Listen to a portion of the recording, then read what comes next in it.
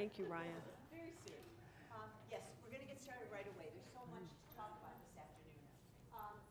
When you walked in, there are many handouts. You're going to want to go over them all to be sure that you have every single one, because each one is so important. You have a couple from Pam. One is the slides. One is a very nice handout. There's also an evaluation form. We'd love to hear what you have to say, and especially if you want to volunteer to help us, or if you want to be on the reminder list for the emails, please write legibly, and we're really happy to get you those notices on a regular basis. Also, Doug is passing out the brochure, the flyers for the next couple of programs. We've got 2 programs coming up. We've just added. The next one happened, well, actually, just to mention, we have a program tomorrow in Spanish at Lombard East. Dr. Lourdes Ferrer. If you have families that could take advantage of that. She is providing a free SAT math review session for any student who's interested. That will take place at Lombard East at 11 to 2:30 on Saturday. Then to get back to the flyers, there's a program we just added on February 8th, being organized by the Robert Crown Center, held at the Marquardt Administration Center. 7 a.m. is the presentation, Raising Kids in the Digital Age, drug prevention. At 8 o'clock, a parent group is having a community conversation. That should be interesting and important as well. And then the following week, Robert Crown will be back again on the 16th. They'll be doing a presentation, Raising Kids in the Digital Age, and that will be focused on sex education. And then for back to regular programming, please, please, please spread the word to your community that we have a very exciting speaker coming on February 22nd to the College DuPage. His TED Talk has been called one of the most inspiring TED Talks that are around. Drew Dudley from Canada will be speaking to Lombard students during the day and the community at night at the Macinich Arts Center. It's free, and we're so happy to help you promote it. If you have an organization, we're happy to put your logo on the flyer, and please distribute it to wherever that might be for you. And please join us. And now, Pam Randall Garner, ED, is a senior staff editor for the Collaborating District CDI. Pam Randall Garner joined CASEL, and some of you may know about CASEL, Collaborative Association. Collaborative of Academic, Social, and Emotional Learning. It's a mouthful. Which is a national collaborative that we are so fortunate in this area. Its home is at the University of Illinois at Chicago. So Pam joined CASEL in September 2011 and currently works closely with the Collaborating Districts Initiative, specifically serving as a consultant to the Atlanta Public Schools and Metropolitan National Public Schools. Formerly, she was a school improvement officer for high schools in the Houston Independent School District. There, she was responsible for supervising and coaching principals to create high-quality teams and programs focused on student academic growth, achieving bold and measurable goals, and working with their communities. Pam has also served as an area instruction officer and deputy chief officer in the Office of High School Programs of the Chicago Public Schools, where she had broad responsibilities for the city's high schools. Previously, she was the interim superintendent for the St. Louis Public Schools, where she served as deputy superintendent and executive director of secondary education.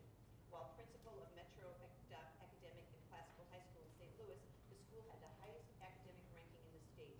She was also a member of the contract negotiation team for St. Louis Public Schools and was elected president of the American Federation of School Administrators Local Association in St. Louis. A graduate of the Academy of Urban Superintendents, Pamela began her career in education as a high school dance teacher in University City, Missouri. She holds a doctorate in educational administration from St. Louis University and a master's in education administration from Southern Illinois University of Edwardsville.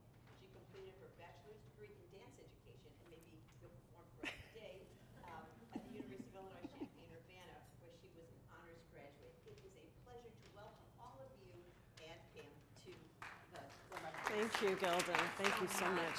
Thank you. Good afternoon. Can you hear me okay in the back? Okay, and if it's too loud, say, oh, it's too loud. Whenever I hear my bio, I think, wow, I feel like that's like a person that's 100 years old. So I actually started when I was 2. No, I'd like to just say, again, I'm Pamela Randall Garner, and I am so thankful to Gilda and to the Community Consolidated District 93 for inviting me into the Glenn Barr Parent Series specifically. So thank you so much for being here and for inviting me to be here. I'm excited to tell you about CASEL and about the restorative practices work that's going on not only here in Chicago area, but really around the country and around the world. So before we get started, I just want to, let me advance. And if I stand in the way of the screen, tell me to get out of the way.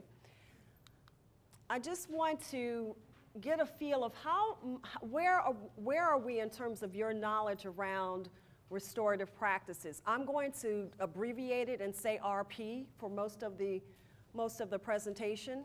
RP for restorative practices, RJ for restorative justice. So you'll understand what I mean when I'm talking about RP, RJ. Another acronym that I'm going to use quite a bit is SCL, which stands for social and emotional learning. So now that we have the acronyms kind of on the table, RP, restorative practices, RJ for restorative justice, and SCL, social and emotional learning. How many of you have already taken or you're doing RP in your class or in your school or in your home? Raise your hand if you're kind of dabbling in it, okay. And how many of you, this is your first introduction to RP or RJ? Raise your hands high, don't be shy. It's okay, we were all there at one point. Okay, so we have a mixture. Well, let me say right off the bat, we're going to be here for about an hour and a half to 2 hours is what I understand. Is that correct, Gilda? Okay. So there's so much to learn about RP and RJ that I am only going to provide you with a high-level overview because it is very deep work. It's a lot of information to share, and I really can't do it in an hour and a half and 2 hours. But the good news is that I have provided for you, and I hope everyone picked up one of the handouts. This is my go-to resource from the International Institute of Restorative Practices. I think it is the go-to organization, like CASEL is the go-to organization around SEL. For me, IIRP is the go-to place, which is in Bethlehem, Pennsylvania, around restorative practices. They have provided, I think, an even better overview and a little more in-depth than what we're going to get into today. So please make sure you read this at your leisure. If you have that, I don't have that, but if you have that, make sure you read through this. I think it does a really good job of capsulizing, of capturing the deeper understanding around the restorative framework. So please use that as a resource. In addition to the resource that I provided you, these are mine, so I don't have copies for you, but I'm going to pass these around just so that you can start leafing through. These books, starting with this first one, the Restorative Practices Handbook, if you really want to go deeper than what we're going to do today, I strongly suggest that you purchase this book. I am not selling it, CASEL is not selling it, but it's a great go-to handbook on getting restorative practices started in your school or in your home or in your community. And then we're going to talk a little bit about circles. So the green book, again, more in depth around circles. I'm going to pass these around, and I just hope to get them back at the end. You can just bring them back up. The Restorative Justice Handbook, it's a little bit thicker. It gets more into what happens when there's restorative justice needs. An infraction has happened in your school, there's been some type of incident, and it can go from an informal conferencing with that student or with that offender to a formal conference that's sanctioned by courts and the justice system. So this book for restorative justice.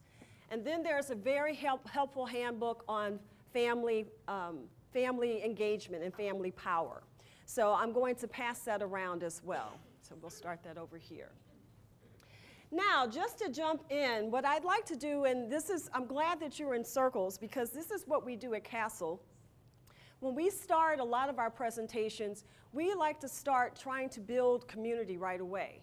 And it could be a very simple question as easy as, tell me your name, what do you do, like if you're at a school, if I'm a parent, and then we kind of do what we call a softball question. Where's your favorite place to vacation? So we're going to demonstrate this with this group here, if that's okay. So at your tables, I'm going to ask that you're going to help me model this, correct? Okay, is that all right? So I'm Pamela Randall Garner.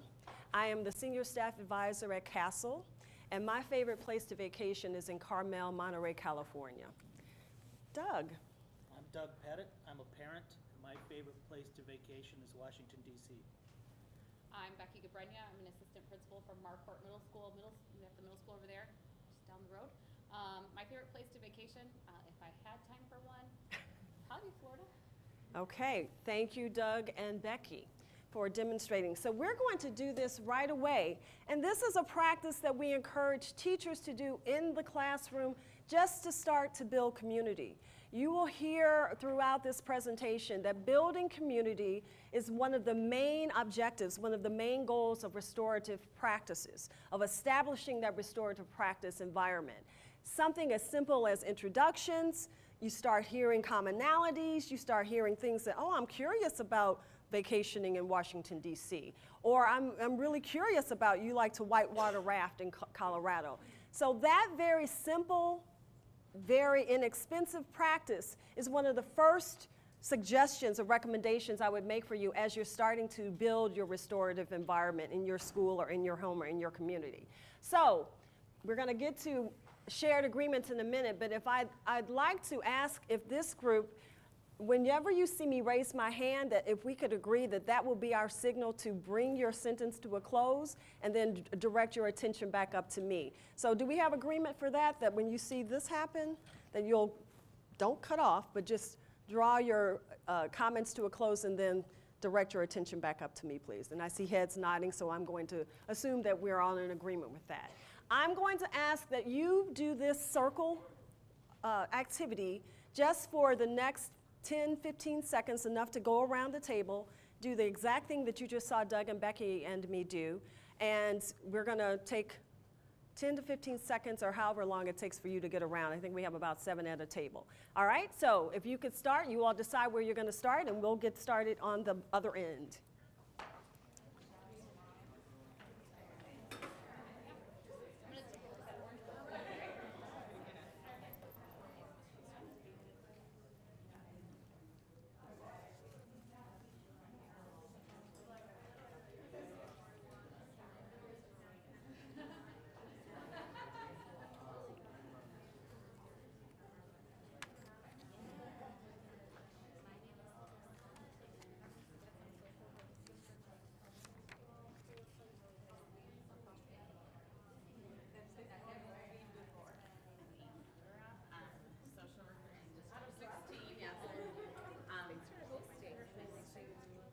Vacation would be the Outer Banks, North Carolina. I'm radical social work. The place that I go to the most is Washington, D.C., which I do love to explore. But favorite place that I like to go to more would be in Europe. Happy Market Guidance Counselor inside middle school. And I have a lot of places I've been and like to go to, but I guess if I had to choose one, I would say someplace I haven't been yet.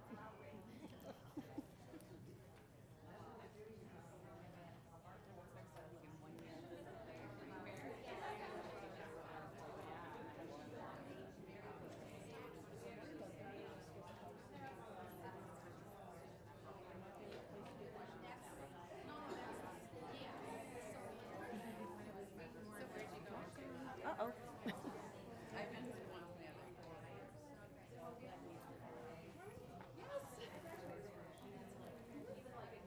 Maureen is living up the site.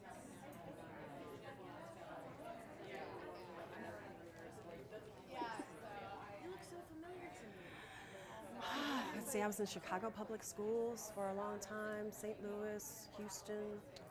I've been in But you Chicago. don't train for the IRP, do you? No, well, not officially yet, but mainly for Castle. Yeah. District 93 is partnering with CASA for our SEL committee. Oh, perfect. Is Ruth Cross your? Yeah, she's our person. Okay. She is my go-to person for every. I'm 89. Okay. Yeah. So that's what the affiliation is. Yeah.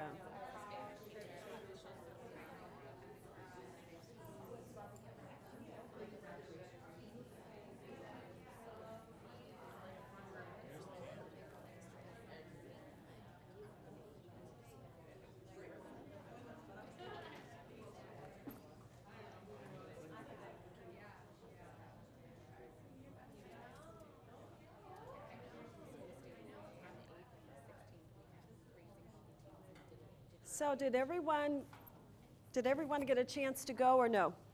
Do we still have some introductions that need to happen? Okay. And just so I know that you've seen me, if you could also raise your hand. I forgot to put that part in there because I was thinking no one's raising their hand. So when you see me, if you could raise your hand too, that lets me know that you've seen me raise my hand. So how did that feel? Just, you can popcorn this out. How did it feel to talk about yourself and to, don't be shy. This is going to be interactive.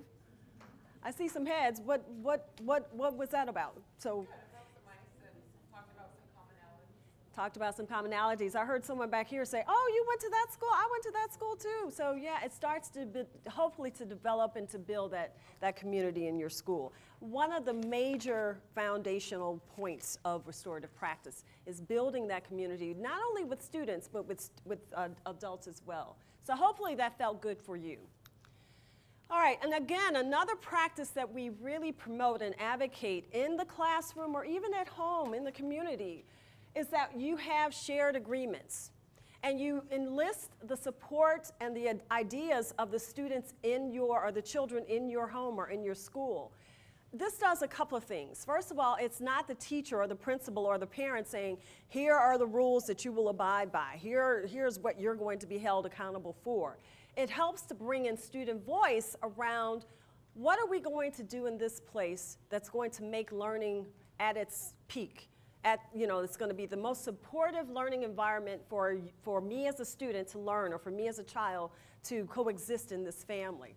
So we're going to, again, demonstrate some shared agreements.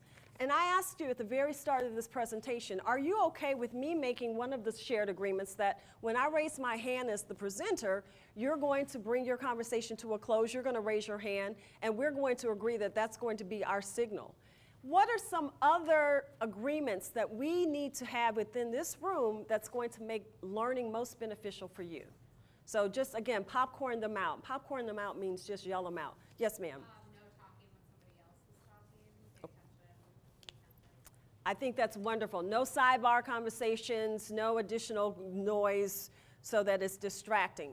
Now, if I'm in front of my classroom or if I'm a parent at home, ideally, I would have a poster and I would be listing these out so that they would be a constant reminder of these are the agreements that we came up with.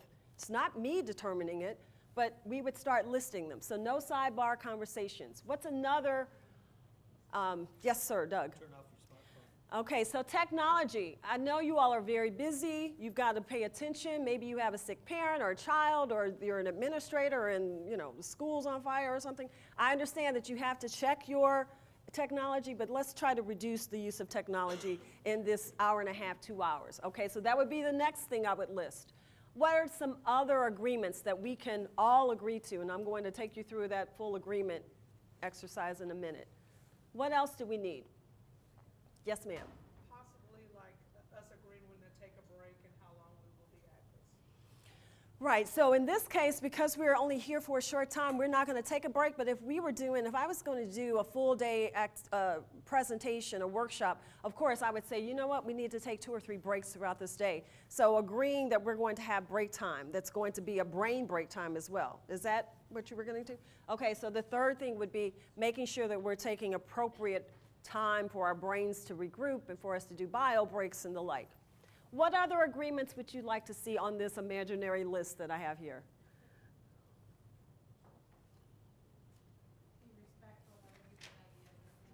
You just took the words right out of my head.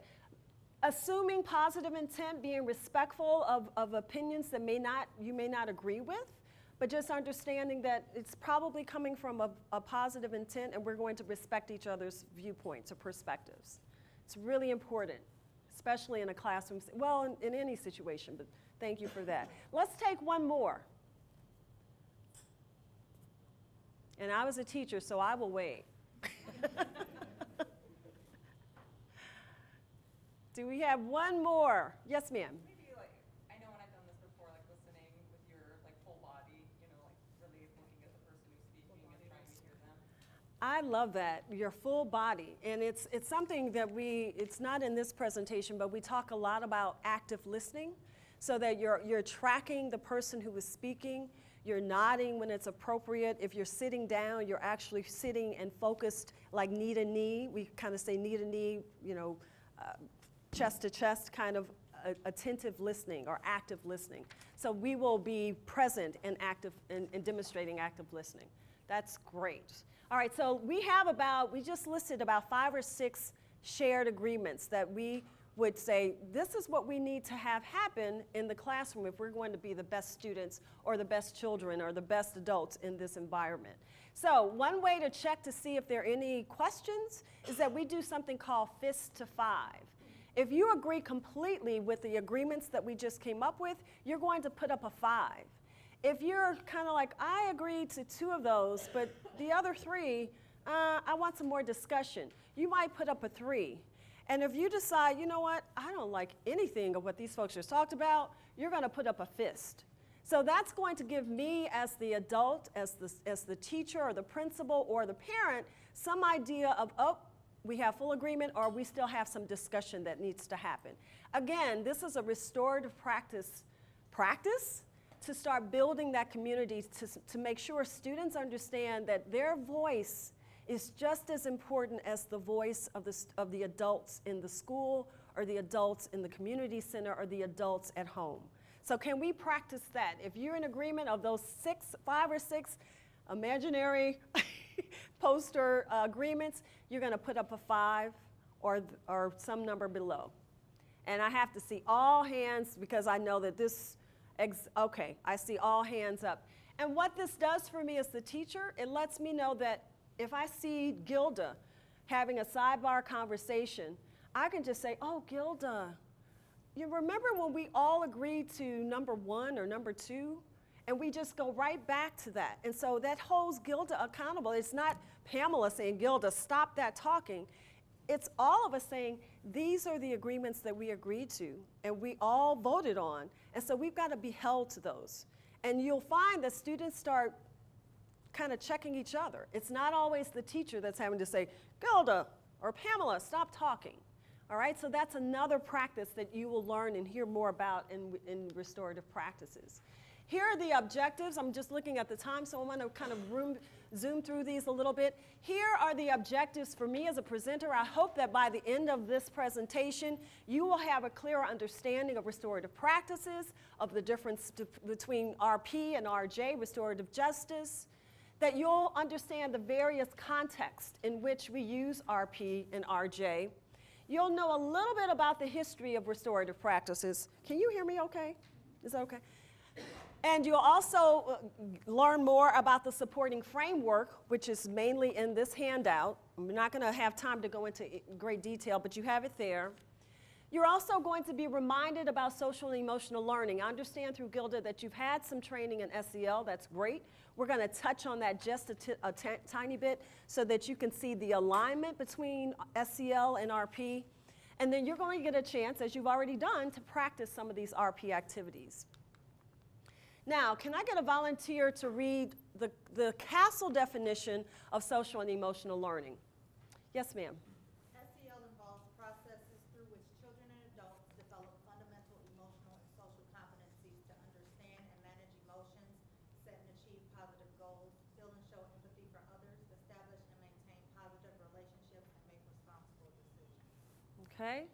So we're talking about 5 competencies, and you'll see a little bit more as we go further into the deck, but the 5 competencies, the Castle competencies on what we mean by social and emotional learning. Any questions or discussions around this definition? Does this look familiar to you? Have some of you seen this before? I see some heads nodding. Okay. That's what Castle means in terms of SEL. Now, restorative practice, can I get another volunteer, please, to read that definition?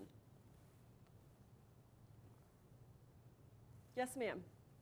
A social science that studies how to build social capital and achieve social discipline through participatory learning and decision-making. Right. So it's something that happens to build community, to build social capital. And that's the definition that IIRP uses, okay? So again, it's a science, just like SEL is a science. There's research that you can review, that you can provide to substantiate your or justify your reasoning for bringing in restorative practices as a viable alternative to suspensions, as a viable alternative to pushing students out, which is, of course, what we're hoping to reduce. And restorative practices is something that happens before a wrongdoing. I think a lot of times people think they get the term restorative practice and restorative justice mixed up, quite frankly. I was actually doing that before I went to IRP and learned the difference. Restorative practices are the structures and systems that we put in place before the wrongdoing or before an infraction happens, so that we have already built a community where those infractions are minimized. The likelihood of students acting out in a class are minimized because we've done the proactive work. We focused on building a community in our homes and in our schools, so that kind of behavior just doesn't even come up. And so it's the work that we do on the front end. It's the proactive approach to make sure that we're building that community so students are less likely, or adults are less likely to have infractions or incidents or to prevent conflict from happening. And this is what it does. It builds the social capital. So you're having more connections with the students, student to student, student to teacher. There's more of a sense of trust and community building in the classroom. There's a greater need or understanding that happens from student to student or student to teacher. There's a more cooperative approach to whatever potential conflict that comes up. The focus is on let's reduce the conflict so that we have more time for learning. So that's what you're hoping to build, and that's the social capital that we are hoping will happen. Now, restorative justice, again, is a subset of restorative practices. When an infraction happens or when there's an incident that causes some harm, then we're going to look at restorative practices, and that can be something as simple as an informal conference. It could be a student saying on the playground, we're going to stop. You just you took that rope from Jane, and we're going to stop because that's not what we do here. Let's have a little conference of how we can maybe share the jump rope or share the ball.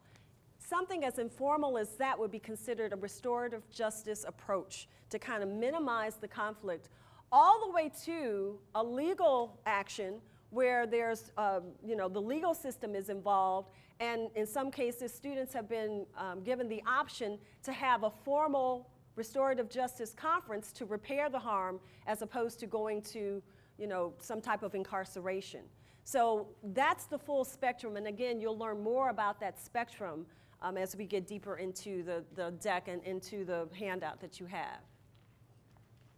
Any questions so far as we go through these definitions of SEL, restorative practices, and restorative justice? And please stop me at any point. You don't have to wait for my question, inquiry about questions. You can stop me at any point, please. So the social discipline, we know there's this research that shows that when you have restorative practice structures in your organization, in your school, or in your home, there's a reduction in crime, there's a reduction in bullying and violence. The behavior that you're seeing demonstrated both adult to student and student to student is improved.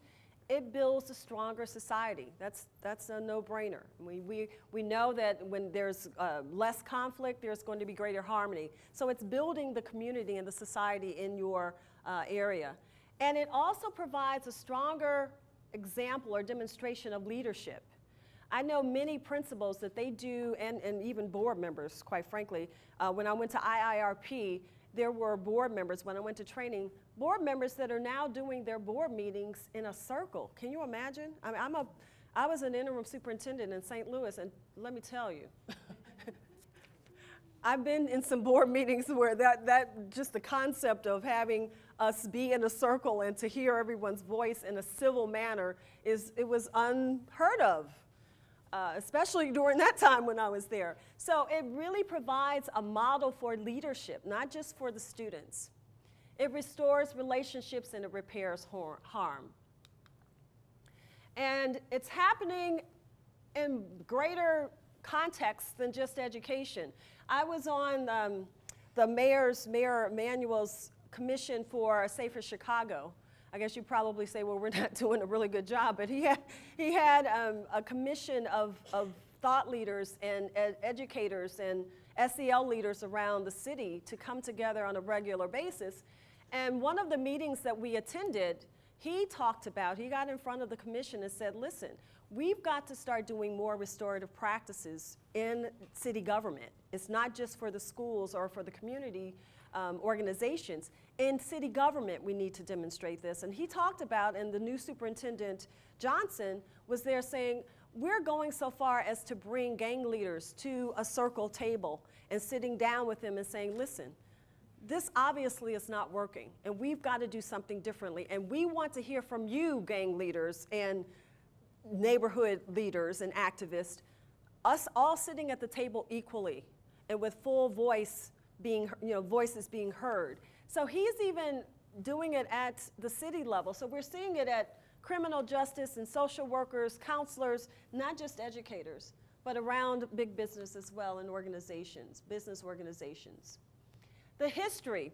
Now this started in this country back in the 70s. There was a situation where I believe he was a parole officer. He had, juvenile justice officer, agent, had a couple of students that had vandalized someone's property. And he came up with this idea of, instead of punishing you or sending you off to juvenile detention, I'm going to bring you to, before the person where you vandalized the property. And we're going to sit down and we're going to talk about, what do you need to do? Are you going to clean it up? Are you going to, work to repair the damage that was done? That was one of the first conversations around the offender-victim conversations. And that started back in the 70s. So this has actually been around for quite a while. About the same time that was happening, a similar situation was happening in Canada. So around the 70s, within this country, that's where restorative practices really, really took off. But the reality is, if you know your history, we know that there are indigenous societies, the First Nations people, what we call Native Americans, but when I was just up in Canada, they said, we don't say Native Americans, we say First Nations, because these were the people who were here in this nation first before it was even America. So I started using that term, First Nations people, and African cultures, and Asian cultures. You'll see these same kinds of restorative practices happening in the indigenous cultures centuries ago. But more recently, in our countries, in North America, it happened back in the 70s, around the same time that it was happening in Canada as well. So 80s, starting in the 70s, but becoming worldwide throughout the 80s and 1980s and 90s. Okay, so with that said, I'm going to take, and hopefully I'm going to be able to do this technologically well. We're going to see, it's a 15-minute video, so I just want you to kind of get in your head how long the video is going to last. But I think it's a great introduction of the gamut of restorative practices. And then on the other side, we're going to start practicing, and I'm going to reinforce a lot of what you're going to see in the video. So help me here let me see if I can remember what Ryan told me to do.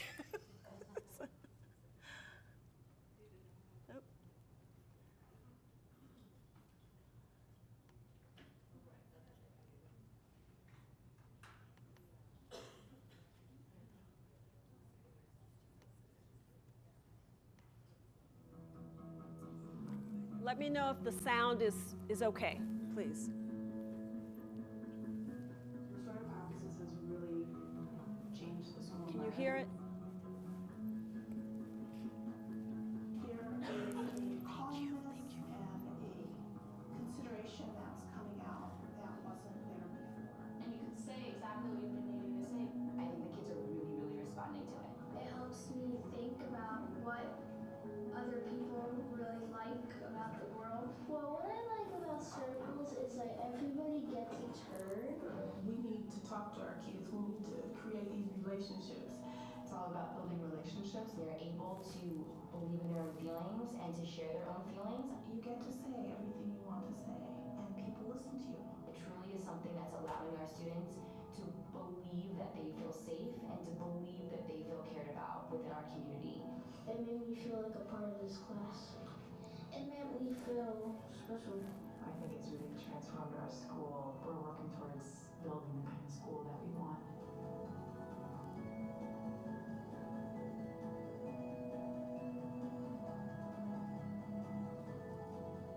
Restorative practices are based on principles that emphasize the importance of positive relationships as central to building community and involve processes that restore relationships when harm has occurred.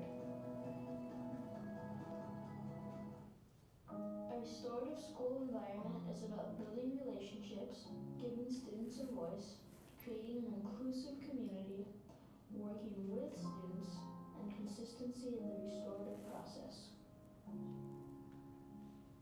It's all about building relationships and stressing the importance of that, to know that if I just spend time building relationships with my students, that's going to allow for a climate in the classroom that will really foster their learning. Before we can get to testing, before we can get to academics, we have to start with how do we connect to and how do we relate to this human being that is in front of us.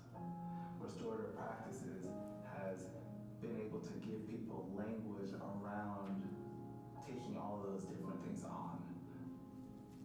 The number one thing for me being the relationships that people have with one another. Human beings are happier, more productive, and more likely to make positive changes in their behavior when those in positions of authority do things with them rather than to them or for them. We often, as adults, we talk down to the kid. It can be something as simple as you threw that pen at him, I need you to come in at lunch, I need you to serve his attention. In a lot of areas in their lives, they don't feel like they get to be heard, they're talked to. Letting the kid talk. I think that's the biggest thing. A lot of adults that only let you say what they want to hear. The key to the whole system, restorative practice to me, is trust. They have to trust that you're going to allow them to speak. Someone's actually listening to what I have to say, why I'm hurting. They're listening and they're not judging me. It's a great feeling. To allow everybody's stories to be a part of the community, and we're building that framework. It really just builds community, and it just creates a model for how we all want to relate to one another. Ultimately, everyone wants to feel a sense of belonging. They want to be seen. They want to connect with another person. Children who are assailants are often victims themselves who haven't been taught that they really are part of something. They don't feel like they're part of something, and they don't feel that they have a voice. No matter who you are here at Civic Center, this is a community, and we work really hard to instill community and to help people feel like there's a place where they're wanted, where they feel comfortable, they feel good about coming to school every day. When I first came into school, I think that I felt like a fish out of water, but when I started participating more, I got to see how everybody interacts and everyone was just about it. What I really like about the restorative practices is that you're working with the students to help them to develop their own problem-solving skills. You have to make this sort of leap of faith that it's going to work out and give them full buy-in to the culture of the school. It really makes sense because they're the ones who have to go to school here. They work it out. You tell me what you think you should do to make that person feel that they come up with some things that are valid. It's always going to be the same process. For the adults, we have a tool that gives us the words to say and a process to go through for every single case. Kids who have a lot of trauma in their lives, this is the same process every day with every adult. And no matter what happens, they are being hurt.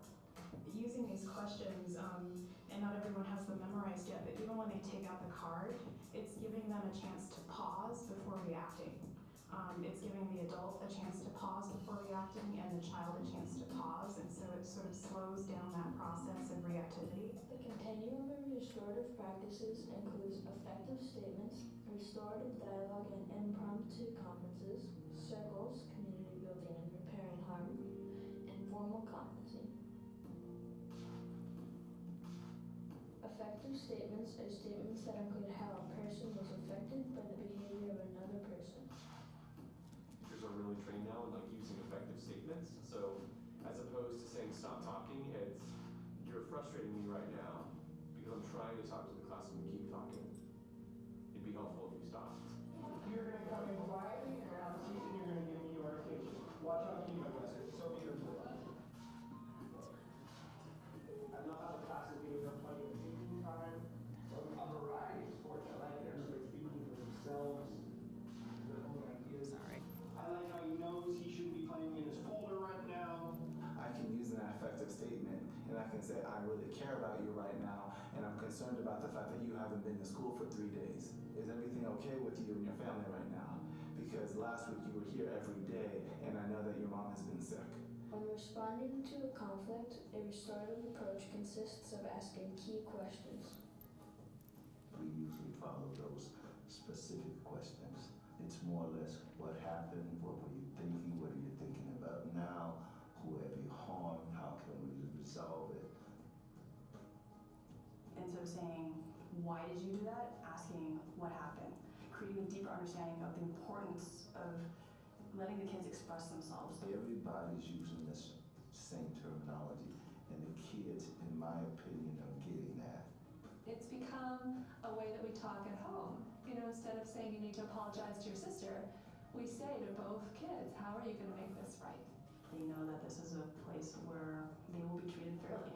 And I think that's so important for kids to understand and know. A restorative circle is a community process with a range of purpose, including community building and repairing harm. We do circles all the time. We have advisories every day, which is like a half-hour small group of kids. And that's always a circle. We do circles as a staff every time we meet. We do circle every morning. It's a way for me to touch bases with my kids every day. It's also another way for the kids to feel like they are spoken and they're heard. And it's, you know, it's raw. It's their true feelings. And a lot of it has actually come with the restorative practices. Rather than just saying I'm sad, they're able to explain why they're sad now. That made me feel proud. It was accidents. When I go up to recess, I play soccer and I feel strong. How did it make you feel? Smart. They know that when they're willing to express themselves, the other people will be receptive to what they have to say. Circles can be used for conflict resolution, building community, healing, problem solving, brainstorming, diffusing tension, reflecting, family issues, introducing new students, farewell to students leaving, and community violence debriefing. A restorative conference is a structured meeting with the victim, offender, and affected parties to decide as a group how the harm will be repaired by the offender. We go to the parties, usually the students, and they both agree to it. And it's a chance for them to talk things out, to hear each other's perspectives. So we go through the questions here, the questions for the person being harmed, and the person for the questions for the person who did the harm. And usually how it works is both sides have done some harm and both sides feel harmed. And so we just go through the questions and they each get to tell their perspectives on it, and then they come up with a solution. So it's problem solving, it's real life skills for them. And they generally feel better about it in the end, and they feel like it's more fair. Tell her what you're gonna do. Well, baby, if we're gonna be friends, then like we can't be fighting or nothing. We can't let what people say come between us. Cause most of the stuff that people say is not true. They try to start fights.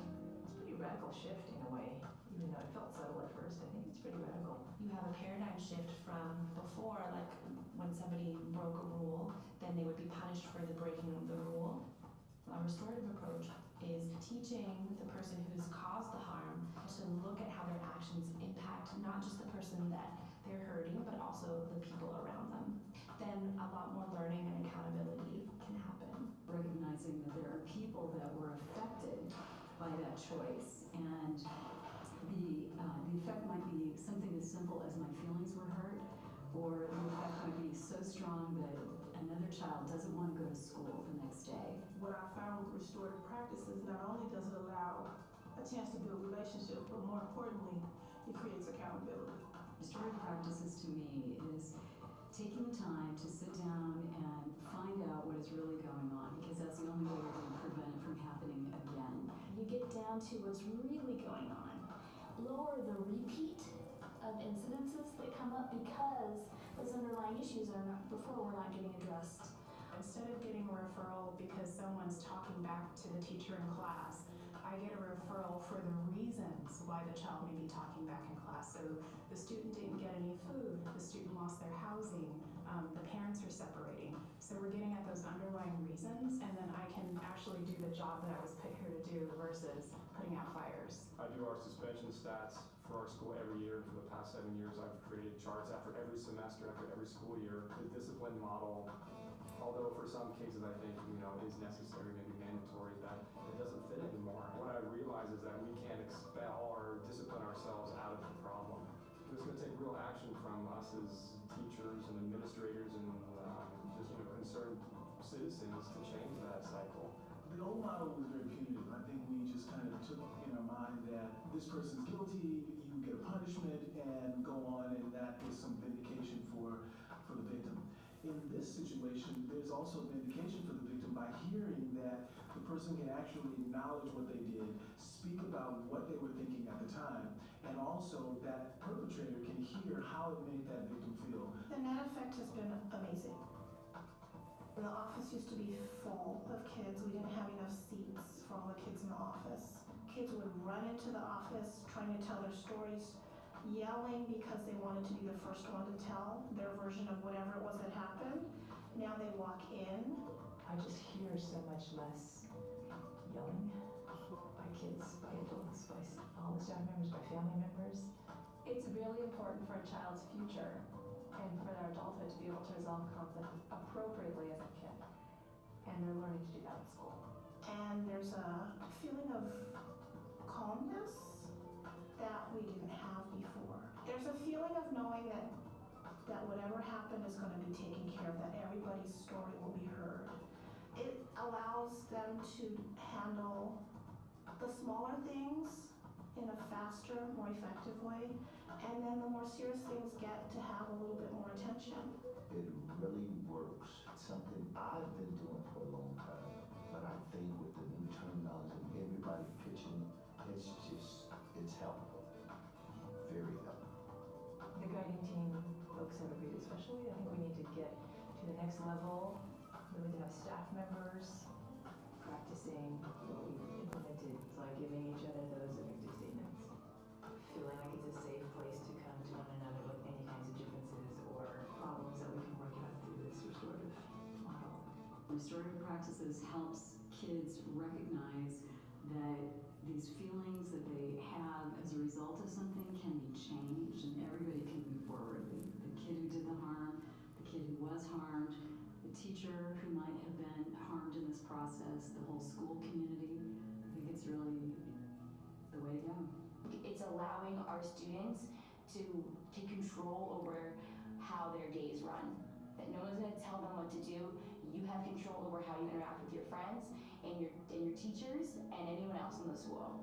Well, most people really believe that education is the way our world is going to get better, and on the idea that everyone deserves the chance to be heard. Restorative practices really embodies what most teachers went into teaching to accomplish in the first place. They wanted to be part of a community of relationship that provides education. We need to reclaim the idea of relationship in education. It works here. It's a great model here that we're using at the Civic Center, and it's working for us. So I would imagine that it can work for any school if it can work here. It's been great for our school. I see it working.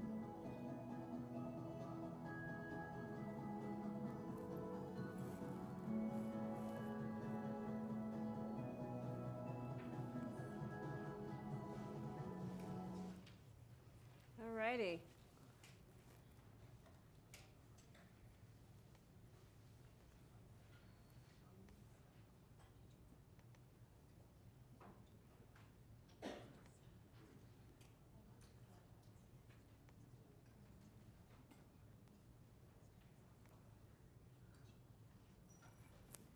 Okay, so reactions to the video. I know that was long, but I think it was comprehensive. So reactions to what you saw.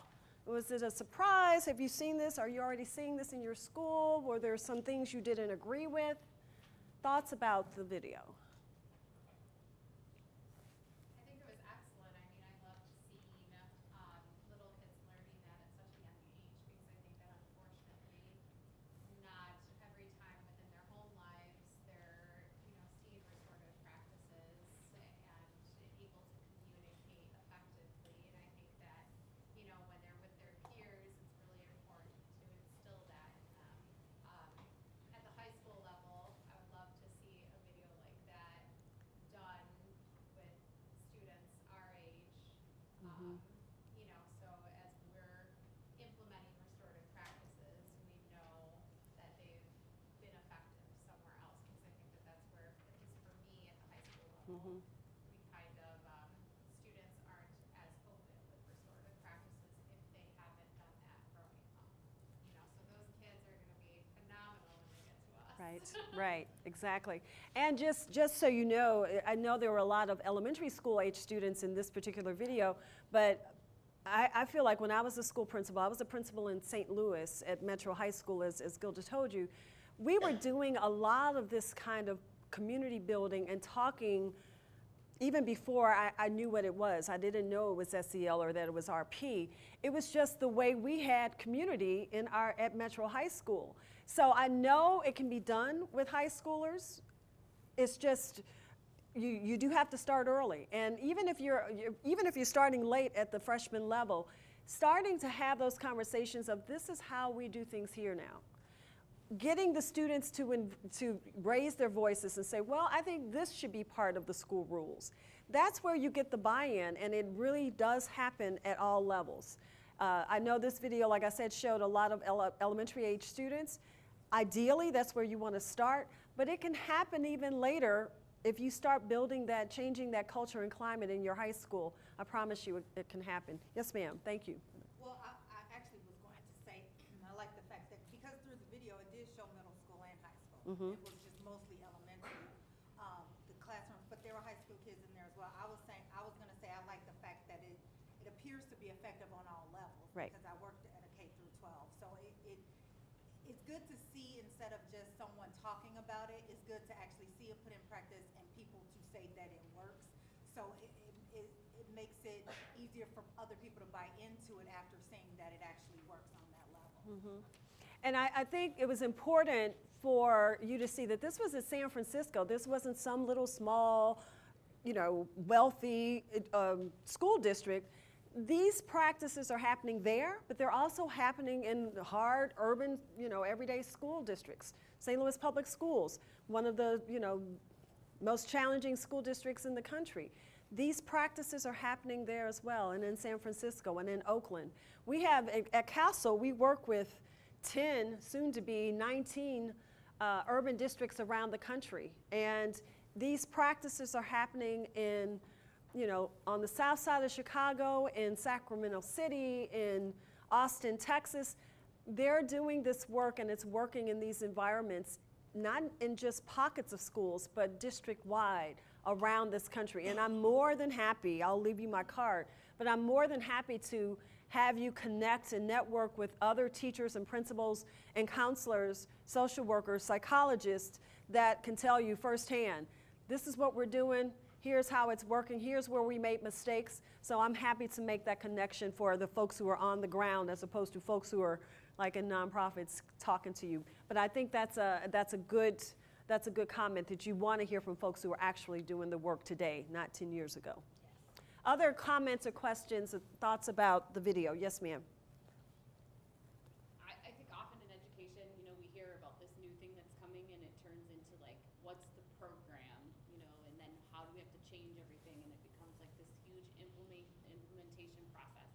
I like that this could be, it seems friendly enough, user-friendly, where it's something that you can just shift some things. It's kind of like a mindset, I guess, like, Dweck's work.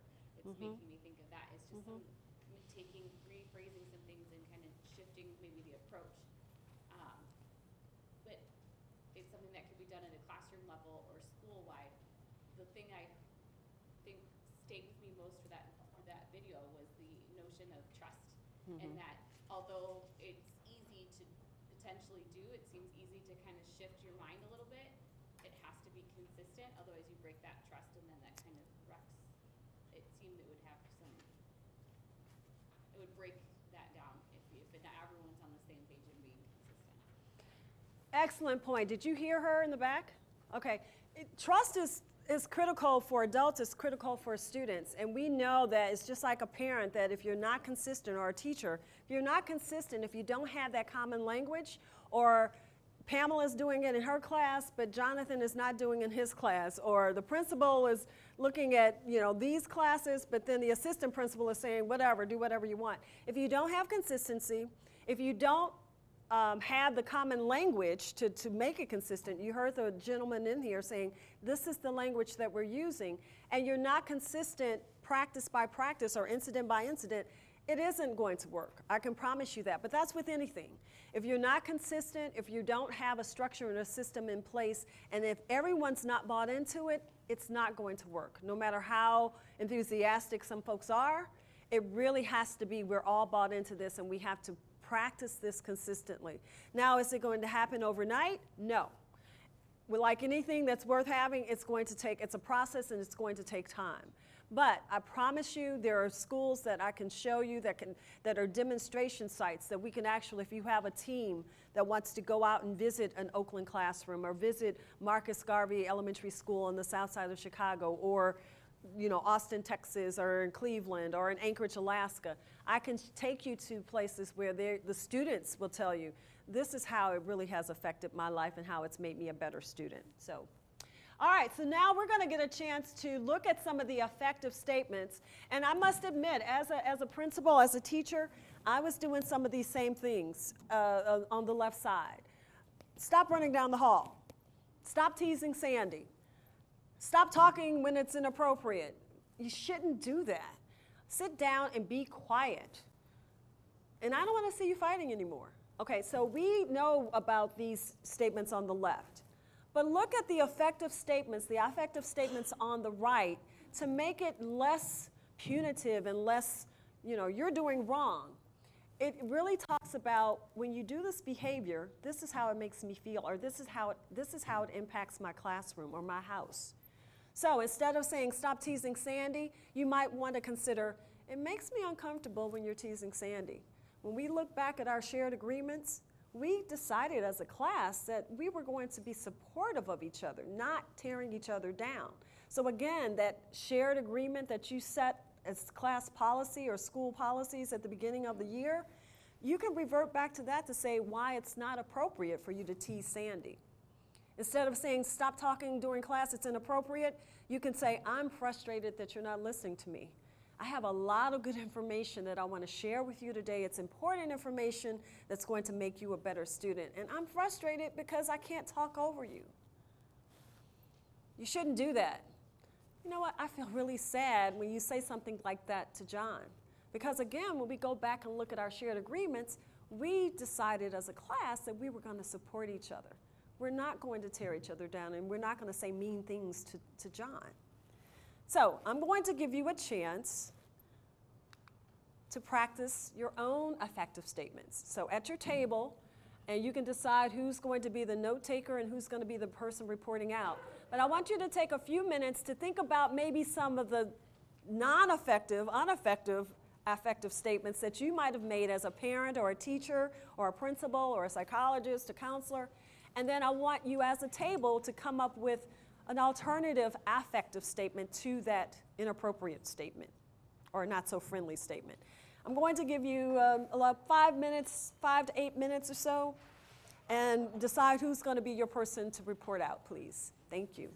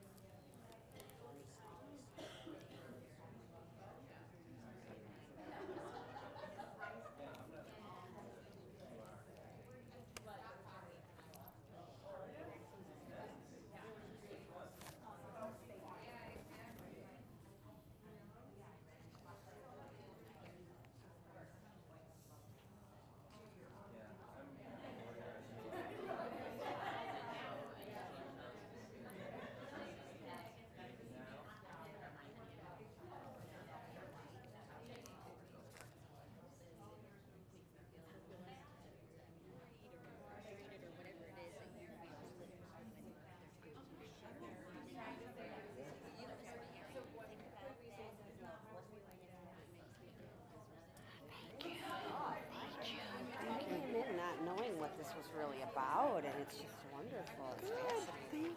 Thank you. And it definitely, I'm a parent side of it because I'm not a teacher or an administrator, but you can really take away from it. You can take it, you can use it in any context. Yes, That's true. and I think I will. Good. Excuse me.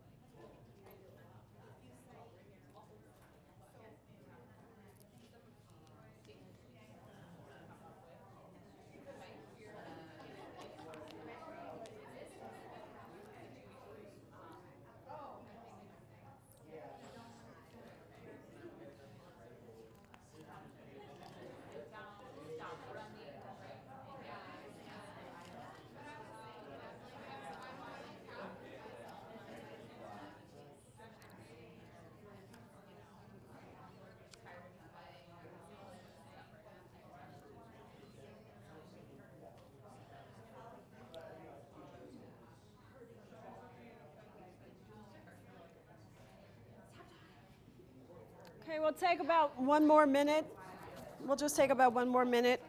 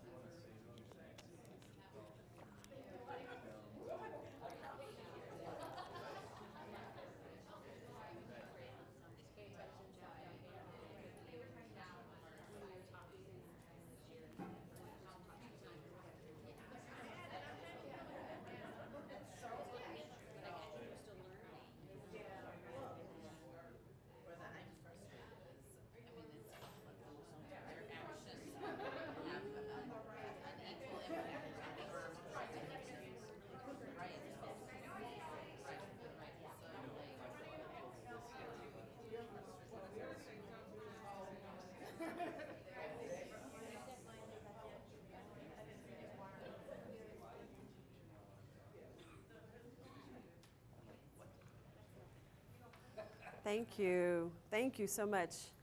All righty. There's lots of good discussions going on. And I think I heard some folks saying, yeah, I used to say this, and now I don't say this anymore. Who would like to go first? We're just going to go table by table and just one non-affective or unaffective statement, and then the in turn affective statement that you would now like to start saying.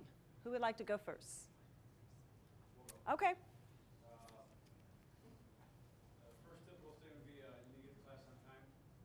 Okay, you need to get to class on time.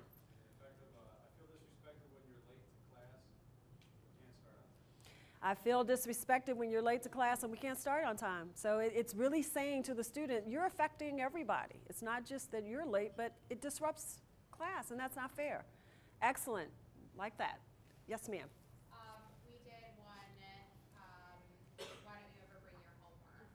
Yeah. Or you never have your homework. And another statement that you can use is,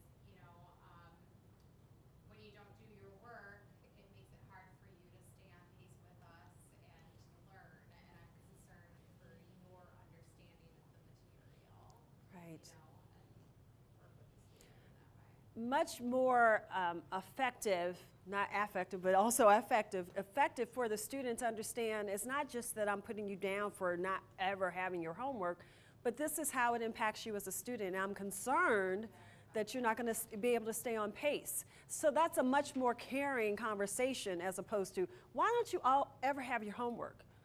And it also opens up a conversation of, wait a minute, maybe something's going on at home that I need to know about, and let me help you with that, because you're not staying on pace, and maybe something's going on at home that I need to help you with. So that opens up that conversation as opposed to an indictment. Excellent. Next. Yes, ma'am. Well, we had something where when kids get involved in other kids' situations, and a teacher might say something like, worry about yourself, and maybe a better way to say it. We've got ways too. Okay. One would be, I appreciate you want to help, and kind of direct you that I can work on this, or I feel like right now you don't trust me to handle the situation, rather than just telling me to back off. So you're saying basically, like, instead of saying to the student, mind your own business, it's like, I'm concerned about you. Say the two that you said again, because they were. I appreciate you want to help, so you're acknowledging that they're trying to do something. Right. That perceive it to be something helpful. Mm-hmm. Or I feel like you don't trust me to handle the situation. Me being the teacher?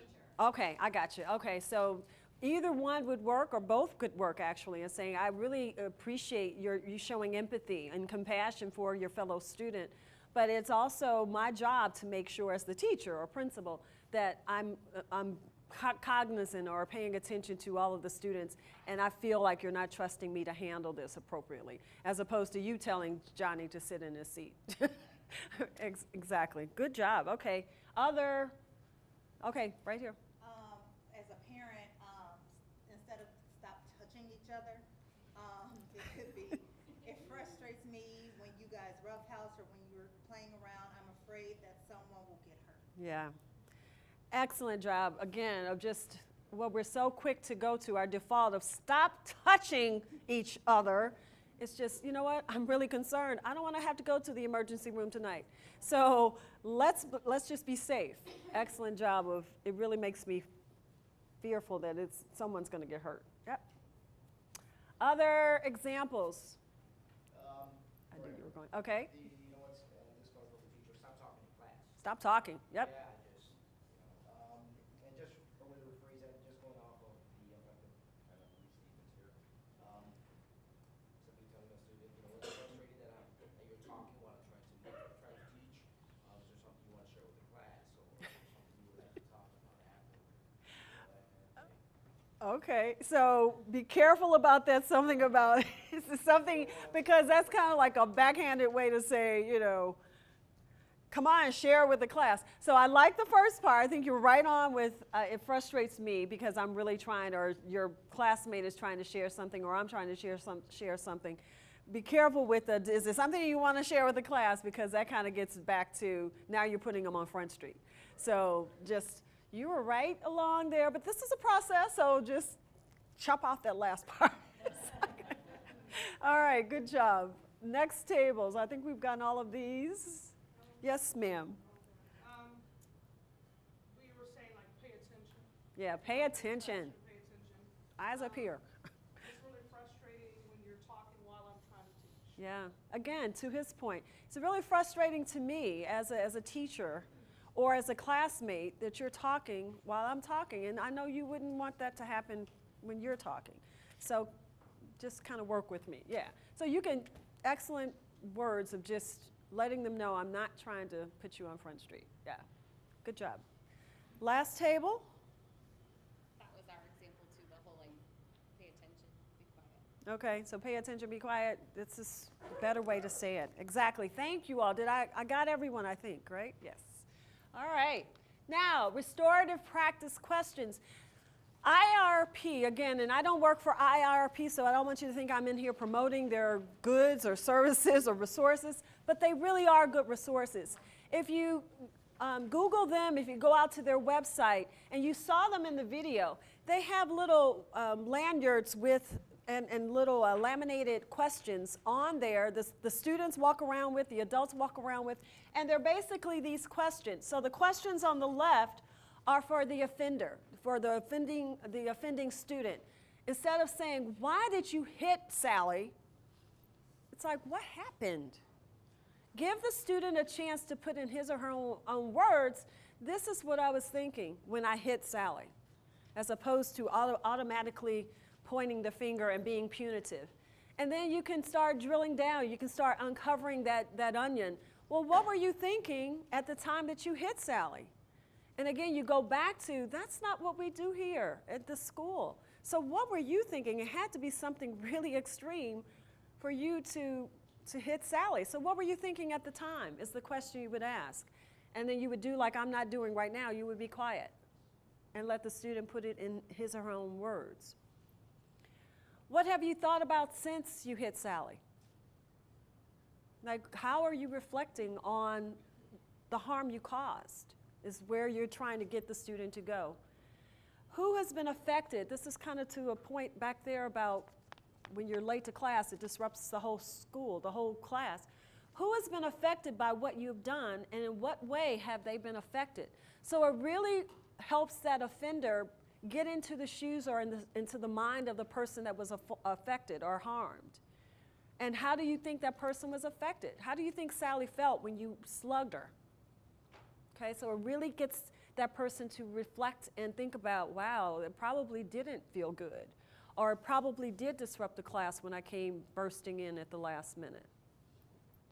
And what do you think you need to do to make things right? This is a critical question because, again, it helps that person think about, okay, I've caused this harm.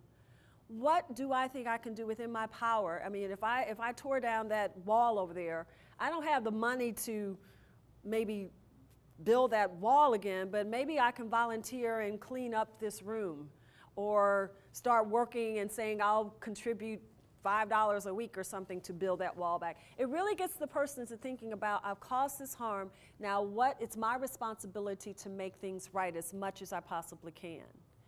And then on the flip side, it's important because I think, again, as an administrator, as a former administrator, I think we tend to think about the child that did the wrong and to punish that child. But how often are we actually bringing in the victim, the person who was harmed, to say, how are you feeling? What do you think needs to happen? So you ask these questions. What did you think when you realized what had happened? So how did that affect you? What did you think about when Johnny hit you, Sally? And what impact has this had on you and others?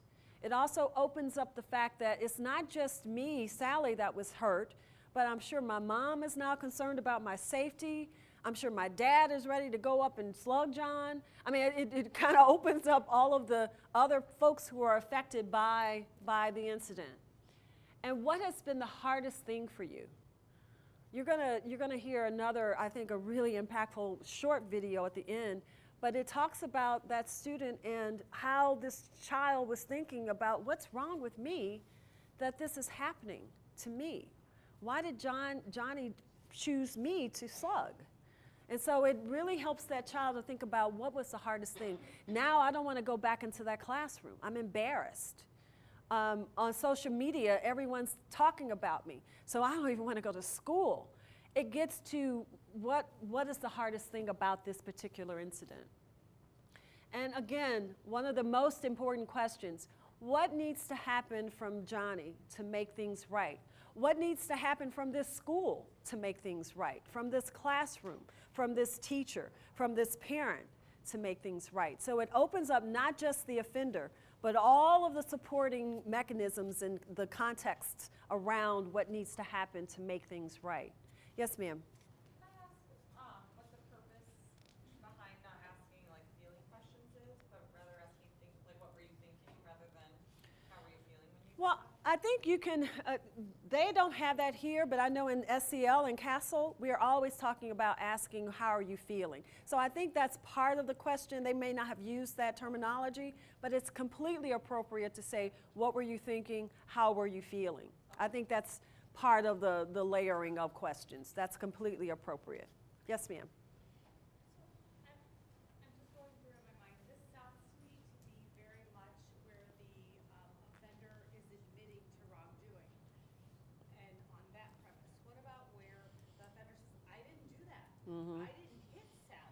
Yeah. don't know what she's talking about. So how do you even begin to utilize this with that type of situation? Yeah, that's a good question.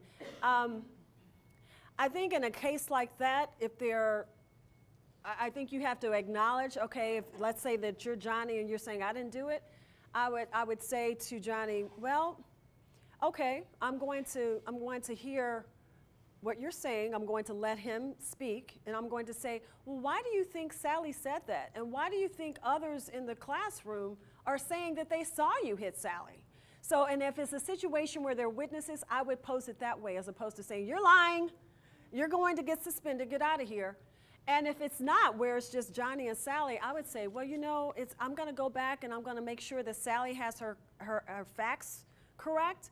But she was very clear in saying that you hit her. So you think about, you know, why she would say that. I'm going to go back and verify what I think are facts. And then you just kind of, you know, go back to him and say, she's still coming back and saying it was you that hit her. And then at some point, I would bring the two together to say, how is it that, Sally, you're saying this, and Johnny, you're saying that, and try to get to it that way. And if he's still adamant, I think in that situation, I would call the parent in. I mean, hopefully you're able to kind of get to the students to come to, yes, I did, and here's what we want to do. But then I would think about calling a parent in to saying, this is really a problem because Sally is saying this, and it could be that Sally's lying. I mean, it really depends on the context, but I would try to get as much as possible without pointing the finger and getting punitive. Pay attention to both sides of the story. And that's why it's also important for the victim to explain, because it could be that she's like lying. And I really wanted, you know, for whatever reason, I'm trying to get Johnny in trouble, or so you get to both, hopefully, through these questions. Does that help? Yes, ma'am. For those kids who, even when you saw it happen, deny it, could you say, here's what I saw happen, but I really want you to tell me in your words what happened? I think that's an excellent idea, especially when you have witnesses, even if it's the teacher. And you don't want to, as much as possible, start enlisting other students, but when you know the full class saw it, that just adds to your argument of, Johnny, it was in the class, and a lot of people saw it, and I saw you do it. But let me hear that's exactly what should happen. You want as much as possible for the student to tell his or her side, on both sides as much as possible, and you want the adults as much as possible to facilitate the discussion, not to lead it or put words in the mouths of of either party. These are great questions. Other questions around this? Okay, and so what I was saying is that if you want at IIRP, they have those little cards, excellent little, you know, a tool that you can have in your school. And something that you brought up, Becky, that I wanted to reaffirm. A lot of these practices are things that you can do tomorrow. It doesn't cost a lot of money. You don't have to change god-awful, you know, schedules to do it. These are practices and structures and systems that you all can start doing tomorrow to change the culture and the climate in your school. So that's another thing that we like about both about SEL as well as restorative practices. Yes, ma'am. I know that even when asking the questions with our students, and I bet with a lot of the other students, emotions typically run high.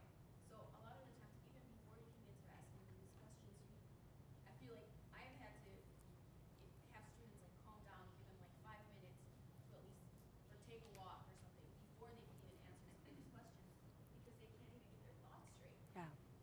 When emotions are running so high. So how do you handle that? Excellent point, and there's something I would love for you all. I don't have a picture of it, but at Marcus Garvey Elementary School, again on the south side of Chicago, that's like a beacon SEL school in our minds at Castle. They have something called the Peace Corner, and you see this in other districts around the country. There's a little corner where they have something called the glitter bottle, and it's a simple pop bottle that they put water in and they put glitter in it. And then the students know that when they need a moment to kind of calm down, or the teacher might even say, you know what, Johnny, do you want to go to the Peace Corner and calm down a bit? Or Sally, you're really upset. Maybe you go to the Peace Corner. They shake the bottle and they pay attention to the glitter, and as the glitter settles, they're breathing. They know how to do deep breathing exercises. They're looking at the glitter. Their mind is off the incident that happened. And they're starting to do self-soothing, self-calming activities that they already know. There are puzzles back there. I mean, there are a variety of little activities that you can do to, provide back there in the Peace Corner. And it actually has Peace Corner, and they have like beanbag chairs and little, it's a real calming kind of setup. And the students know, and sometimes they don't even ask the teacher. They'll just get up and say, you know what, I need a moment. And they'll go back to the Peace Corner. And they know that in this classroom, it's okay, that the teacher's not going to say, what are you doing? Why are you going? The teacher has agreed. It's part of the community agreements that when I'm feeling stressed or when there's been an incident, both parties can maybe go back and do their own informal conferencing, or one party might go back and just say, I need a moment. So that's what I would suggest that you do. Or if you have to be more deliberate in saying, well, right now, we're not going to talk about this, but in 2 hours or an hour, we're going to come back together once we've had a chance to calm down. That's completely appropriate and suggested. Good point. So you saw in the video also they talked a lot about circles. There are so many different types of circles, but the part of the reason why we love circles at Castle and at IIRP is that it creates equality. There's no principal, there's no head of schools, there's no teacher, there's no parent that's leading it. Everyone is equal in a circle. It also suggests that there's joint ownership for the success, for the process rather, that we are all agreeing that we're going to come together to try and resolve this conflict. So there's equality and joint buy-in or accountability. It also provides transparency. Now, in a circle, you can say that I'm going to pass, that I'm not ready to speak. But hopefully, everyone's voice in that circle, whether it's a circle of 3 or 4 or a full class circle of how this late person is affecting my ability to study in class, you could have a full class circle around, this is disruptive to me because whatever. So it talks about how you can provide transparency. You get to hear everyone's voice of how this behavior is affecting me. And it helps to build the connections. I've seen some circles where, and you want to, after you develop trust, I've seen some circles with students where they start talking about, you know what, my dad's in prison, and I don't know how to deal with that. Or my mom, she beat me last night, and she's never done that. I mean, you have to be very careful about the circles that you're building, but once you start building the trust in the circles, you'd be surprised, and I'm sure you all know, you've had some students tell you some pretty horrendous things. The trust piece of having that circle and having that community built in that classroom is really important before you can get to that level of discussing topics to that, that are that personal and that hurtful. So I highly recommend that if a student is in a circle and he or she brings up something that you feel like, in this classroom we don't have that trust yet, say to the student as compassionately as you can, that's really interesting, but I feel like that's a conversation that you and I need to have after we have this circle. I am going, and make sure you go right back to that student as soon as their circle is over, because it really depends on the trust level and the maturity of those students. You can build to that, and I've seen classrooms do that, but you don't expect to have those kind of deep conversations or personal conversations right off the bat. So I just want to stress that. And then again, it honors the voices involved, and it also symbolizes what we know of as the circle of life and how things are cyclical just in nature. So I've seen all of these types of circles. I was in Sacramento, and I loved this circle. There was an English teacher they were middle schoolers.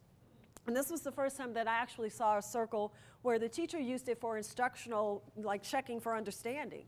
And they were talking about a novel, and the teacher used the circle to kind of check, well, how do you think, I don't know, Catcher in the Rye. What's his name? Salinger? What's it? Holden.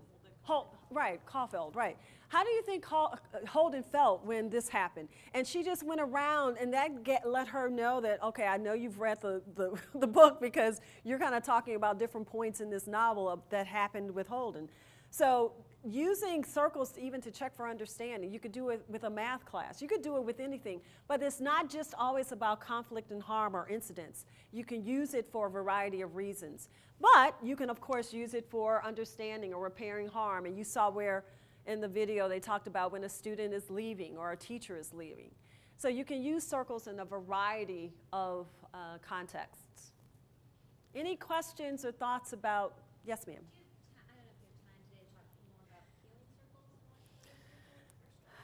Yeah, and that kind of goes back to what I was saying about personal things that are happening in students' lives. A lot of times when I was a principal, we had something called, well, it was advisory, but we called it homeroom at the high school level. And we've had students actually bring in situations that I don't know how to deal with this parent that's abusing me. Of course, they would come and tell me, but they needed to hear from peers. And so this particular teacher used the advisory time because they had built the trust in that advisory to talk about ways of how you can avoid the situation, or you can get additional help from the principal or from me. As you know, they use that circle to kind of brainstorm ideas of how to approach this particular problem. And I've seen it happen in other situations as well. But again, you have to make sure that you have that trust there. Yes, ma'am. Have you heard of Circle of Courage? I have not. Can you tell us about it, please? Well, we're looking to implement it into our schools, and it's almost a, what was the term you used for Native Americans? Oh, First Nations. First Nations. And it basically, there are 4 principles: belonging, mastery. I can't remember the other 2. But I was wondering, and I'm looking at this, and I feel like this model may be easier to implement because the Circle of Courage is such a huge, it's almost a monster to try to get everybody to buy into that in our schools. Yeah. People are already poo-pooing it, but I feel like this may be something that they will buy in. More amenable to. Yeah, yeah, okay. Yeah, I'll look into it. Circles of Courage. Yeah. I'll look into it, but again. It's a similar concept, but on a bigger scale. And more structured, more programmatic. Yes. Yeah. Well, again, these are practices. To me, I think this is good pedagogy. I think these are good instructional practices and things that good teachers are doing anyway.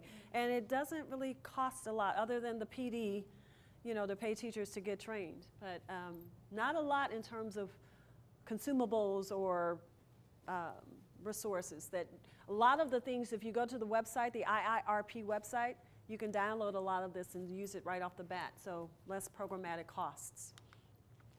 This is the restorative practice continuum. You heard about this in the video. Again, all the way from the informal conferencing that happens on a playground, in the cafeteria, in the classroom, to the affective statement starting on the right here, all the way to the formal conference, which is something that would happen like there's a very specific procedure that happens for a formal conference. In one of those books that's going around, they talk about formal conferencing. That typically happens for a student that, or an offender that has done something legal, the justice system is involved, and he or she might have the option of, instead of going to jail or going to juvenile detention, they agreed to doing a formal conference where they're meeting with the victim and their families in support, and they're coming up with a contract that says that I am going to do thus and so by this time, and if I don't, I know I'm going to go to jail or I'm going to go to juvenile detention. So all the way, that's the continuum, all the way from the affective statements all the way to the formal conferencing. And we're almost at the end. I'm looking at the time, but.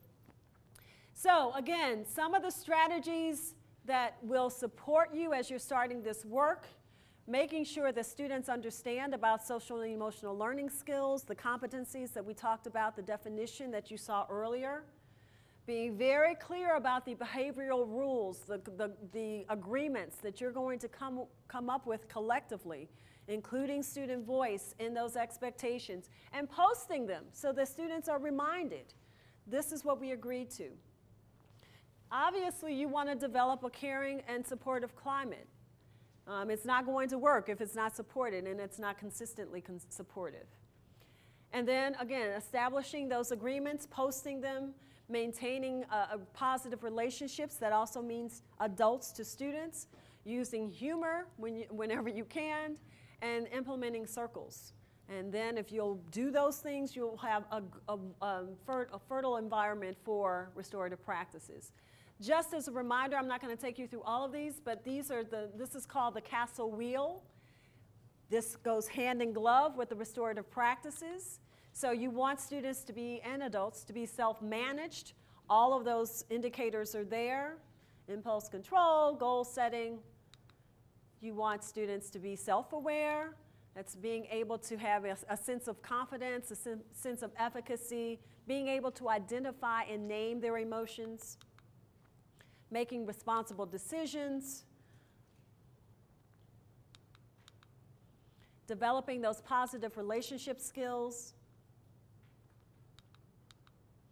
and having social awareness, having empathy, being able to appreciate diversity, and having respect for others. Now, we say that these 5 competencies happen in these constructs or these contexts. Hopefully that you're in an environment where there's SEL, evidence-based SEL happening in an evidence-based program. And so curriculum and instruction, teaching and learning are aware of the SEL competencies, and they're integrated and aligned with your curriculum and instructional processes. And then there are practices and policies, actual district policies that support the SEL development. And then, of course, the community partnerships, why you all are here too, and in terms of community, parents, educators, practitioners, clergy coming together to understand that this needs to happen in all contexts. And so connecting SEL with RP, again, when students have strong SEL skills and competencies and are able to model them, and adults are modeling them, that's going to set up for a stronger restorative practice environment. And you'll have greater success, more bang for your buck, if you will, if you have a strong SEL environment, now coupling that with the restorative practices strategies. And there's research, by the way. There was a meta-analysis of over 213 studies that showed that when students have a strong SEL environment, there's less disruption in classes, there's less problematic behavior, whether it's discipline or depression or at-risk behaviors. There was also an 11 percentile gain on academic achievement of standardized assessments. So there's again, I encourage you to go to the CASEL website to see the meta-analysis of that study. It's quite fascinating to me. And now we have one last little video. It tugs at my heart, and then we're pretty much finished. So let me toggle over.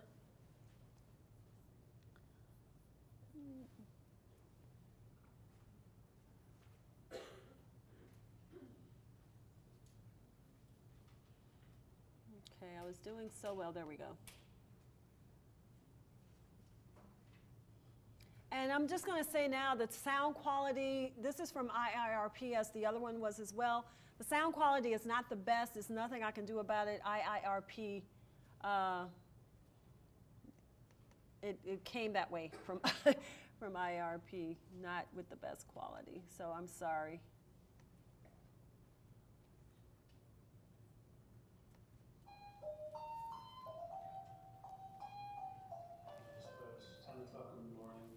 In the principal's office, and I was thinking, maybe it's not such a bad old job after all, you know? Can you hear it? There was a knock on the door, and the father of a first-year boy asked to see me. So he came in and he told me that his son was being bullied. And I must say I was very amazed by this. Because, 3 weeks in the school, how come bullying is manifesting itself so early? So I said, are you sure? He said, yes. He put his hand in his pocket and he took out an envelope with photographs of his son taken at the kitchen table at home.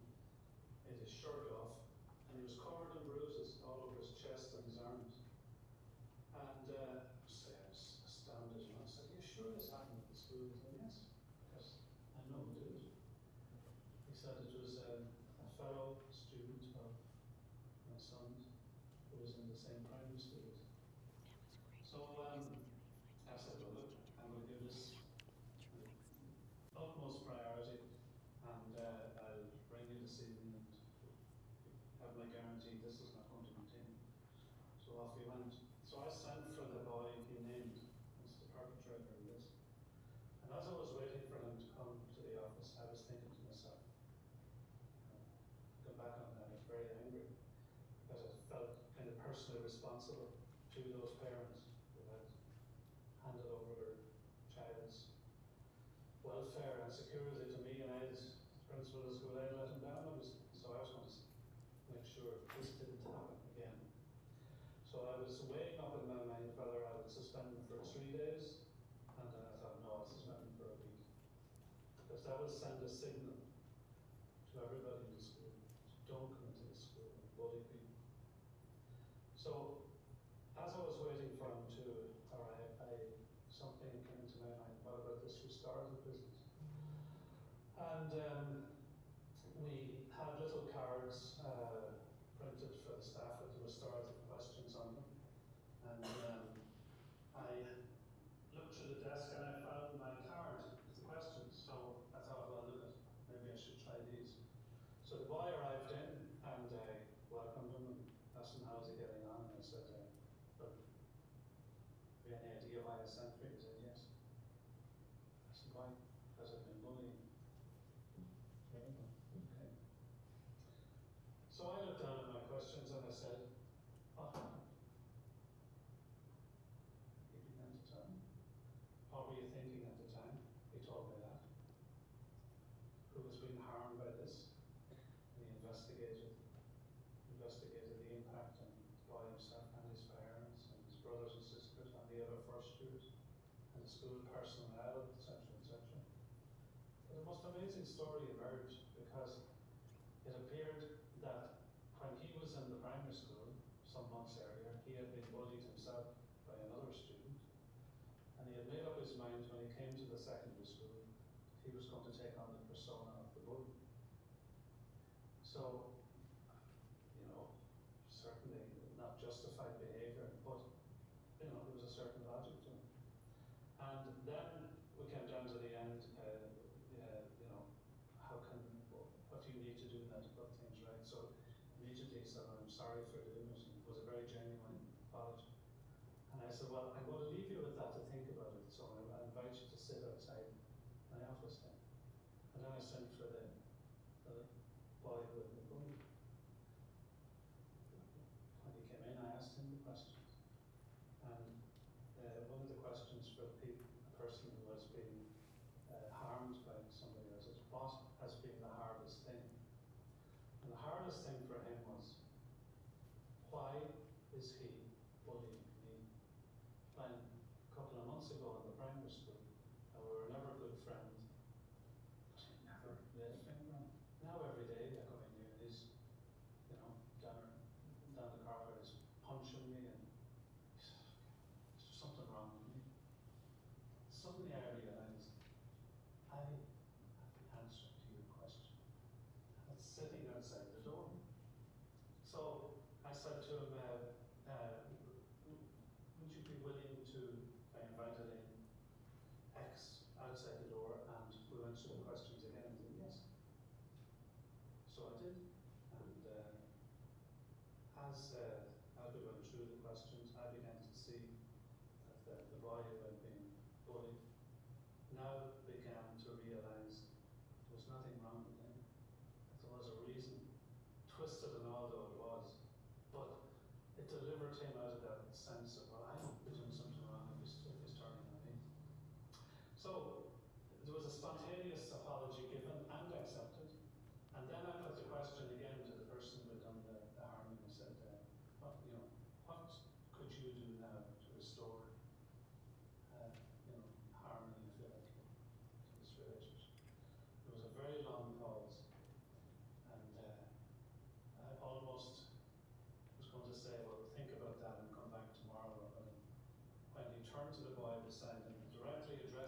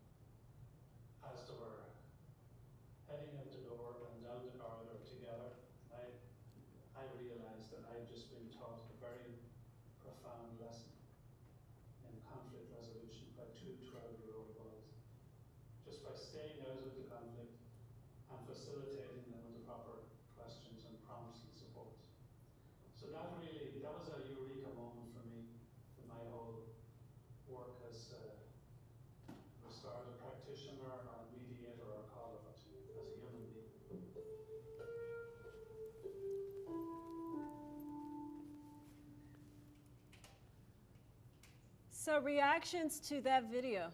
What did you think about that? It kind of, it's like, this is not rocket science. And I love his comment. I'm sorry, I'm just going to hopefully get back to.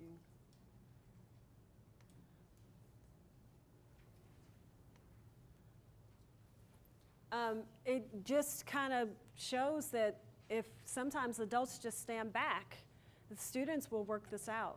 But you have to start setting up those structures. So I love that video. So, all right, so we just know, can I get a volunteer to read this last quote? And I don't know who Ram Dass is, but I love what he said.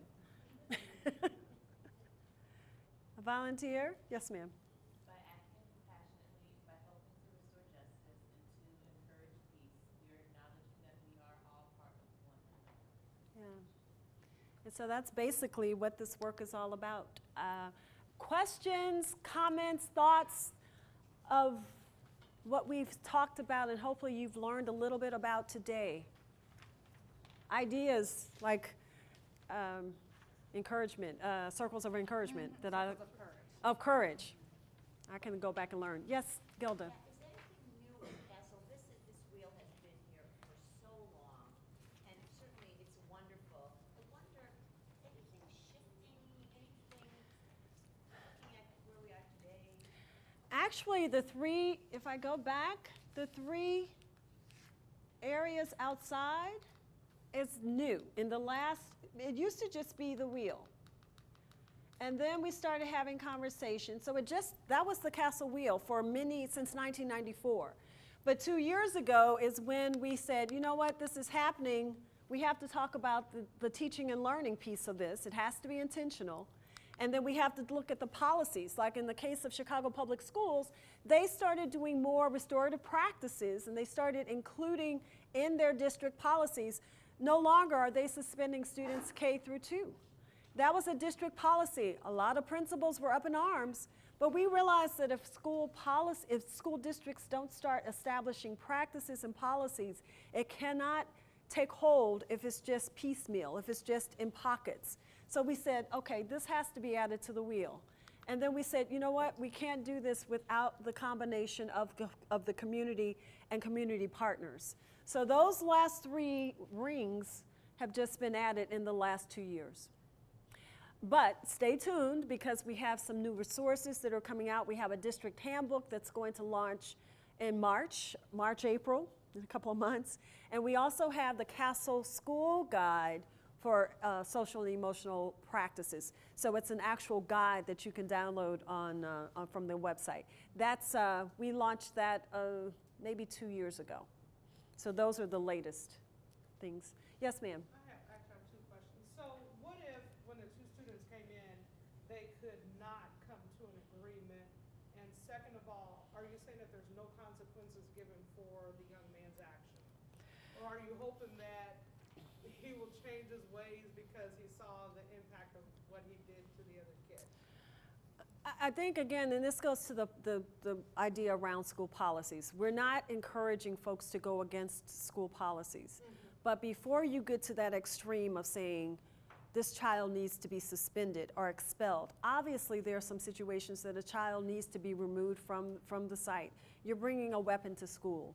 You're bringing drugs to school. You are causing mob action violence in the school. Yes, those students need to be removed, but before, hopefully, there were some steps before that child got to that point where you could have hopefully applied some restorative practices to get that student to be reflective and to say, this is harming my school community, and I don't want to be that person.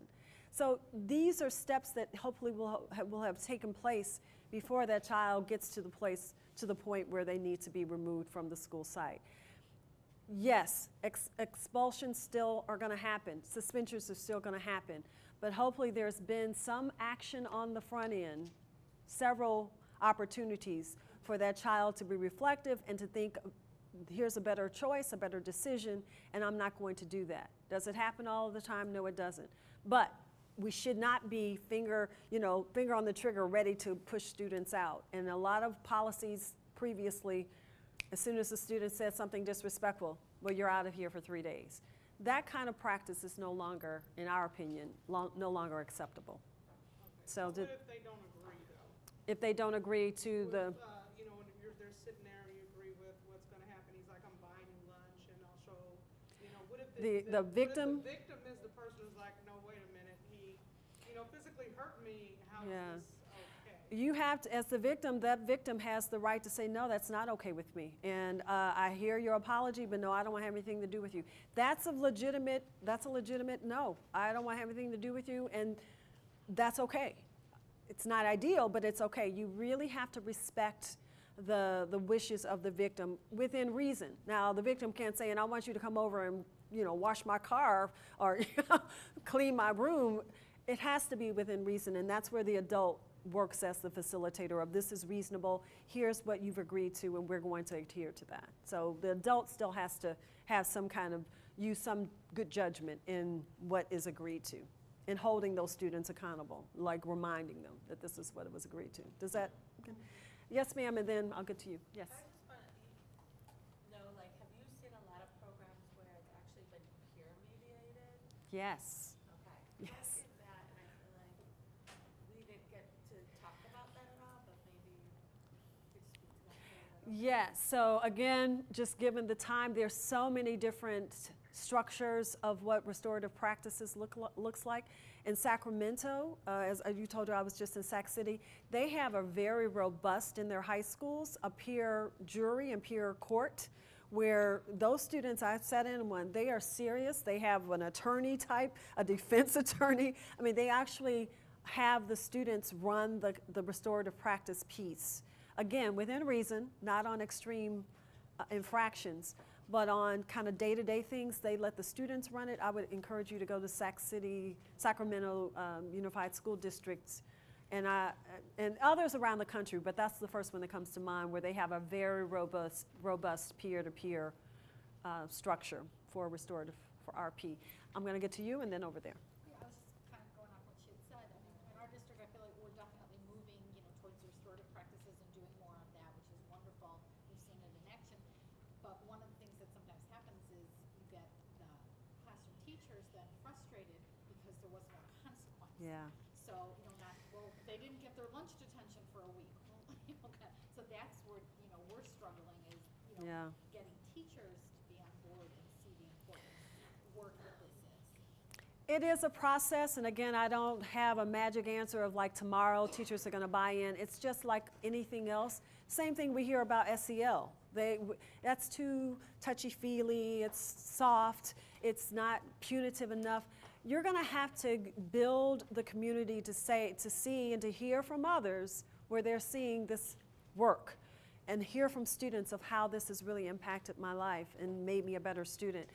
It's a process of getting folks to buy in, and the more, I used to talk about red light, green light, yellow light folks, the more green lights that you can get to start spreading the word in that school community, you start hopefully either getting folks to become yellow or getting the red lights, like, this is not the place for you. This is how we do things here, and maybe this is not the right place for you. I mean, I know that's extreme, but you start really working those green lights and yellow light folks to kind of build the buy-in.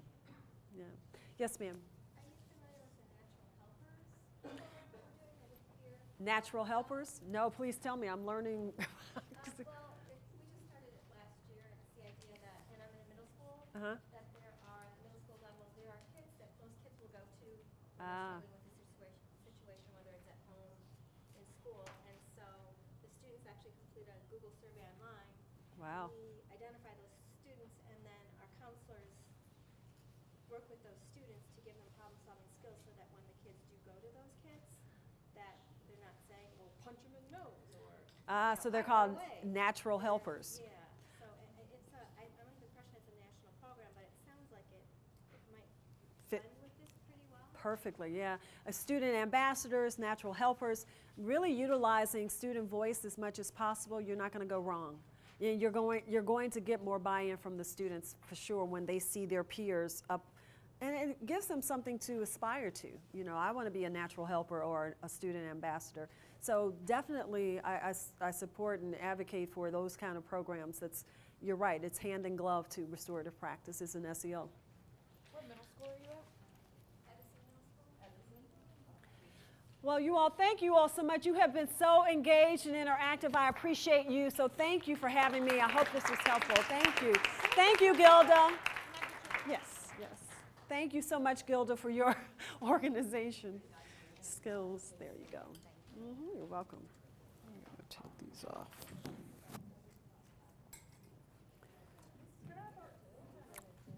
A card? Yes, sure. Thank you. You're welcome. And if you have the books, I'd like them back, please. Those are okay, thank you. Okay, I have 3. Is there a 4th one?